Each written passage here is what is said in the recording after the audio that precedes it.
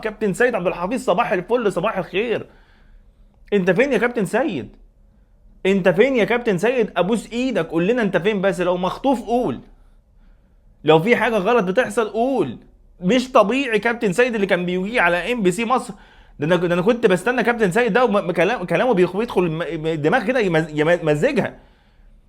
وواحد كان بيحلم ان كابتن سيد عبد الحفيظ يكون في اداره النادي الاهلي، مجلس الاداره او مدير كره او اي حاجه تمس النادي الاهلي، لان الراجل ده هو بيحب النادي الاهلي قوي وعنده افكار وخطط وي وي وي.